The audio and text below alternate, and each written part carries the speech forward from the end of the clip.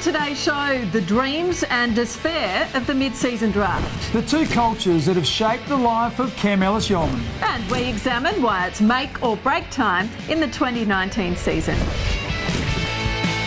Hi everyone and welcome to The Crows Show, brought to you by Optus. I'm Mark Bickley. And I'm Alana Smith. Of course, this is a special weekend across the competition as we celebrate Indigenous Round, and we'll have more on that shortly.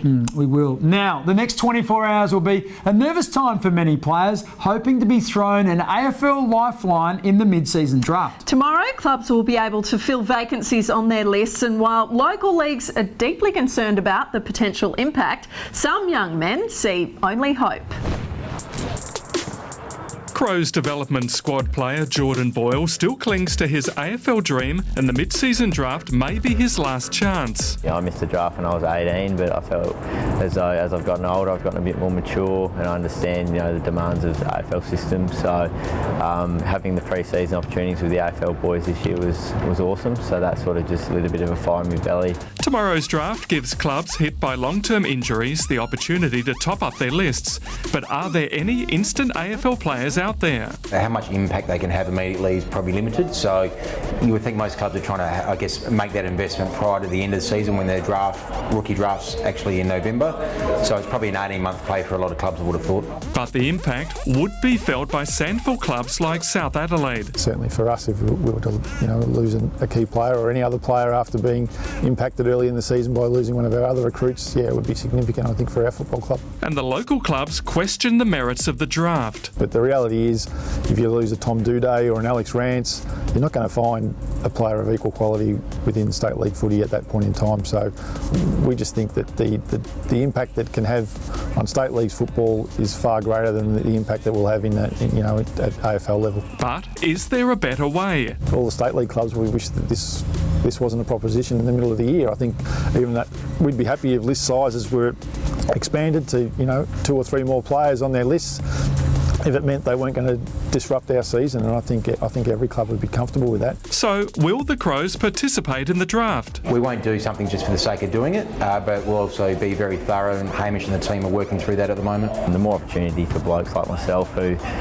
are playing good footy at lower levels, I think it's a great initiative by the AFL. I suspect a sleepless night ahead for many like Jordan. Now, Sir Doug Nicholls' round is a great occasion to remind ourselves of the extraordinary gifts that Indigenous players bring to the game and how we should all embrace their culture. For Cam Ellis-Yolmen, it's a moment to reflect on his own divided life. Thanks to Revolution Roofing, he tells a remarkable story. A visit to Ceduna is another opportunity for Cam Ellis-Yolmen to reconnect with his Indigenous roots, and he has a lot of catching up to do. He grew up never knowing his tribal family. Unfortunately, didn't get to know that side of my family and up until later, up until I was older, and coming over to Ceduna and making these trips, doing clinics over here and visiting helps me re-engage with my family. Cam's mother Kylie was a member of the Stolen Generation, taken from her mother as a baby and adopted by non-Indigenous parents in Port Augusta. They in turn helped raise Cam, and he is forever grateful for their love. I wouldn't be where I am today without the non-Indigenous side, who's my nana and my grandpa, and I love them dearly, and I owe them so much. They helped me through schooling and getting to where I am as a footballer and as a person. Cam feels a deep connection with Sir Doug Nicholls' round. It just gets bigger and bigger every year, and I love the way Adelaide does it at Adelaide Oval. We get so much support. The Guernseys are always spot on, and they just get better and better each year. With a gift for painting, Cam is keen to one day create his own Indigenous Guernsey for the Crows. Obviously, we're going to design it in our off-season, so I just got to make sure I find the time, and it's definitely something that I'd love to do in the near future. And that would bring enormous pride to both his families. And a little later, we'll hear from the designer of this year's Indigenous Guernsey, Andrew McLeod. Now, the next month will be crucial to the Crows' finals hopes. Mark, how do you see it all unfolding? Well, let's look at the 4 games. It starts with Melbourne away, which is a really tough one. Melbourne are certainly starting to get back into some form, and playing away last year was a disastrous trip for Adelaide. Then it's the 3 big ones, GWS, then Richmond, and then Geelong. Now, all those games are really tough and probably amongst the better teams in the competition. I think Adelaide have to, at worst, win 2 of those 4 games. Are they good enough to do that? Well, they are if they get an even contribution across the board. There's certainly enough talent in the side, but what has happened is if you rely on too few and if you don't do it for long enough, you're going to find yourself in trouble. So, yeah, it's up to that. Consistency for the whole 4 quarters. And returning players should also help. It does, and you look at the half a dozen players that Adelaide have missed over recent times. Jenkins, Seedsman, Jacobs, Douglas, Miller. When all those players get back into the side, it does create enormous competition for spots, and when you have that competition, generally it bodes well for the side. Indeed. Thanks very much, Mark. We'll all have our collective fingers crossed. Now, do stay with us. After the break, Brodie Smith is tackled by one of the Crows' young guns.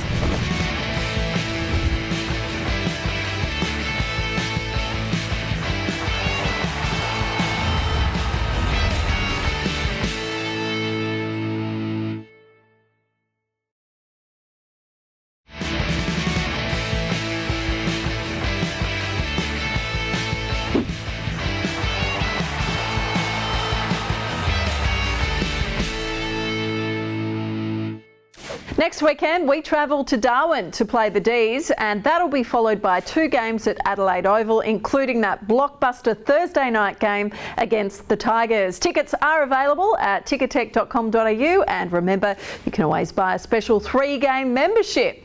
Could make a different birthday present. First-year player Chase Jones has certainly given fans cause for optimism with some classy performances already this season. But what impression has the boy from Launceston had on Brodie Smith? With the help of Thomas Farms, let's find out. This week we're joined by Chase Jones. Let's see how much I know about CJ. Welcome, mate. Well, thanks for having me. No worries. Where am I from originally? Tassie boy. Whereabouts? Which end? Oh, it's got 2 ends, does it? It does. Nah, no idea. Launceston. And what pick was I taking in the draft? Ooh, 9. Yep. Have I got a tattoo? You don't strike me as a bloke that have a tattoo. No. Nah, I don't. Am I chocolates or lollies, man? Lollies, I reckon. Nah, chocolate. Nah, chocolates. Chocolates all the way. I'm going well with the 50-50s. My junior footy club. Tassie don't have junior footy clubs. Yeah, they do. Have a guess. You're from Launceston, so the Lonnie Bullfrogs. Bullfrogs, nah. Longford Tigers, mate. Oh, I was close. Classic Longford Tigers. Any flags there? 2 junior ones. We struggled in the seniors, but yeah. We'll work our way. Thanks for joining me. Easy, thanks for having me. Looks like Smithers has a bit of homework to do. Now, over a career spanning 16 years, Andrew McLeod stamped himself as one of the game's greatest Indigenous players. His best on-ground performances in the club's back-to-back premierships, a measure of his amazing ability. This year, he was able to make his mark on Indigenous Round by designing the Crows Guernsey. Thanks to Flight Centre, we welcomed the chance to sit down with Bungie.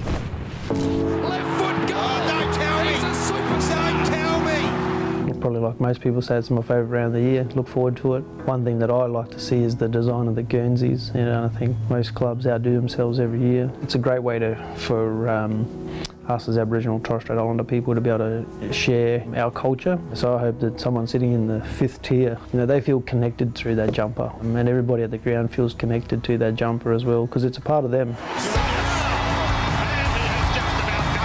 I think I was a bit blessed growing up in the days that I played, and there was a bit of that battle, a bit of that warrior culture came out there when you had to, you played an opponent and you had to beat them. I love the days of going out and lining up on a Nathan Buckley and getting a lesson, or a Michael Voss or a James Hird, and walking off either winning or losing that battle.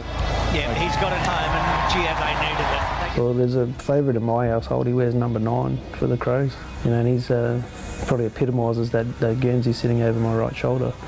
So someone like that, I'd love to watch. What a champion of the game. Well, when Mark returns, we ask what's happened to one of the hallmarks of our game.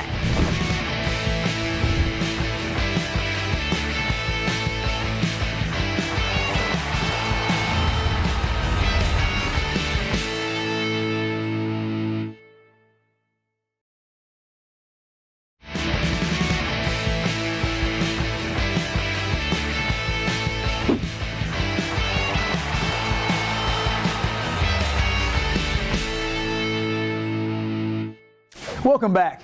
We all know that Don Pike is a very good golfer, but is he a match for a former world champion who had some of sport's sharpest reflexes? Let's see how they went in our one-hole par 3 challenge at Glenelg, all thanks to Optus. Welcome to Glenelg Golf Club again. I'm joined today for the Optus Par 3 Challenge by none other than Chris Dittmar, the Triple M celebrity. How are we, Chris? Good, Pikey. How are you? Good. How's the golf form? I'm a bit rough. I'm a bit erratic. Okay. Yeah, I'm one of those games, eh? All bluster, you know what I mean? I try and hit it as hard as I can, but... Got some height on it. Was that bunker? Bunker, I think. I think it just fell short. Oh, that's nice. Oh my God. Look at that. What a great shot. What a great shot. Won't talk about Triple M and stuff and your work with Roo, but I'm interested in your squash. Right. Obviously played back in the 80s with the Khans that were outstanding players. Yep. How do you reflect on your squash career? It was in 2 parts, and I'll tell you why. And when I was young, I was probably a bit of an idiot, really. I had no discipline, and I went to Europe as a 15-year-old. Yep. I was very lucky. It's a short story. The Australian Squash Association sent me overseas, thought I had some promise, so it was all paid for. Yep. And when you're 15, 16, you get away from school and from home, and I just went a bit nuts. And my dad sat me down and said, you know, how about you take this seriously if you want to be good? And I did, and overnight I changed, and I developed a real training ethic and a work ethic. Who was your toughest opponent? Jahangir Khan was the toughest in our sport. He won 10 British Opens in a row. They named him the Athlete of the Century in Pakistan. Like, he beat Imran Khan and you know, some big names to be Athlete of the Century, and they flew me over for it. And rightly so, because I felt, you know, without me he would never have been Athlete of the Century. I mean, I kept losing to him time and time again, and I really put him where he was, you know, so I felt I played a major role. You put him on the map. I did, that's right. Oh, that's impressive. My God, I've never done that before in my life.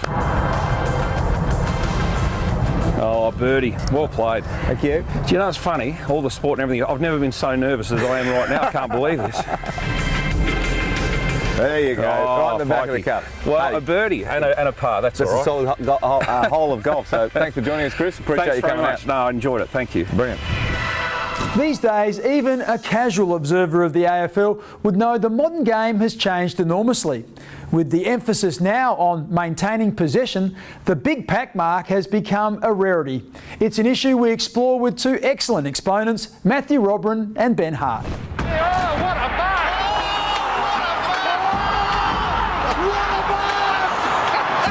Sensational! There were some pretty incredible exponents of the pack mark as well when I was playing, so immediately you come to mind with Mods. Wayne Carey was another name that springs to mind, that regardless of how many opponents they were up against or the situation of the game, they were always able to take a pretty strong, important, contested pack mark. Sensational mark! Footy these days is just such a possession-based game. There seems to be a reluctance to turn the ball over, which obviously means kicking to packs and kicking to contests. Nowadays, with the way defences are, and team defence is really strong, and there's a lot more zoning that goes on, so you also try, when you do have the ball, to maintain possessions. Back when they were more regular, is that it was just one-on-one game of footy. So if there was 2 forwards for the ball, there's 2 defenders, so pop it in there and see what happens, and that's when your Modras and your Ablets, etc., Dunstals were there doing their bit. 20 years ago when Mods was at his best, you know, he was the person that would bring people through the turnstiles to come and watch players like that take the high flyers and the big speckies and those crashing pack marks. I think nowadays when we actually do see one, that's why everyone gets so excited about it, because they're fantastic to see. That's one of the marks of the century! So it's still obviously a really key part of today's game, and I guess the power forwards that are around the place, it's a pretty important makeup of their game. I do have a sneaking suspicion that it's on the way back, and maybe because of the 666 rule, you're going to have even numbers ahead of the footy, so let's hope for everyone's sake that it comes back a bit. And here he comes! Wow! Fair to say pack marks were never a great strength of mine. Now, as we know, Indigenous players all too often still have to deal with racial abuse. So, according to the Advertiser's Reece Homfray, Sir Doug Nicholls' round takes on even greater significance. The Sir Doug Nicholls Round has quickly become my favourite weekend of the home and away season. Indigenous Round has grown from so much more than just dream time at the G, which is a huge success involving Essendon and Richmond. Every football club in the competition will be wearing an Indigenous designed guernsey to celebrate Aboriginal culture at their club. Not only is it a chance to recognise and celebrate the contribution that Indigenous footballers have made to our great game, but it's also a chance to highlight some of the seriousness of the issues that still exist in this space. The pleasing thing about Indigenous Round now is that it's not just Aboriginal players and people within the industry driving it. It is embraced by the whole competition. So this weekend, sit back and enjoy the marvellous array of talent that our Indigenous players bring to our game. But more importantly, listen to their stories, because you might just learn something. Thanks, Reece. Country football has always been fertile ground for producing talented players. Next, we'll meet the Crow from Clare.